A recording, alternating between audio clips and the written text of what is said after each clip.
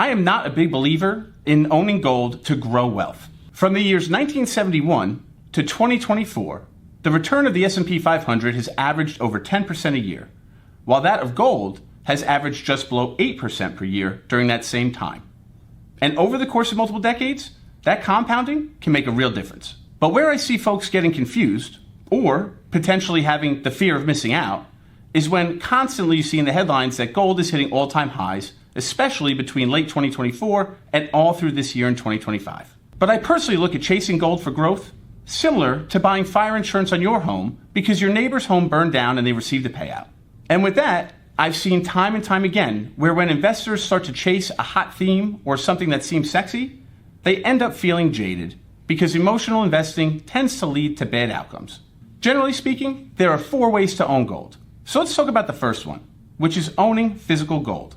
Whether it be coins, gold bars, or jewelry, I'm talking about gold in the sense that it is physical and you can hold, touch, and feel it, in addition to having a feeling of control. I have a client, and for the purposes of today, let's call him Tom, who when he first came to me had over $180,000 in gold coins in a safety deposit box. He said it made him feel secure, and I totally get that, because there is something visceral about owning the physical commodity and having the ability to feel and touch it. It doesn't include things like being involved with a fund company, a bank, or any other aspect that could create a roadblock for you.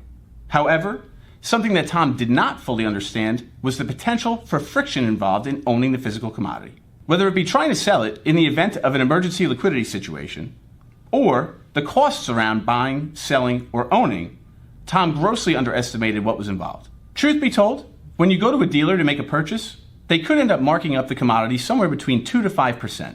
And on the flip side, when you go to sell it, they could end up offering several points below spot value. Never mind the additional potential costs of shipping, insurance, and verification. All in, you could end up paying somewhere between 6 to 10% throughout the life cycle of owning this commodity, and that doesn't take into account tax consequences. Now, despite the fact that these expenses might not show up on a fund fact sheet, there is the real ability for them to compound over the course of time. With that, there are some that prefer to own physical gold, they're comfortable managing logistics, and they don't necessarily care about the fees or potential tax consequences.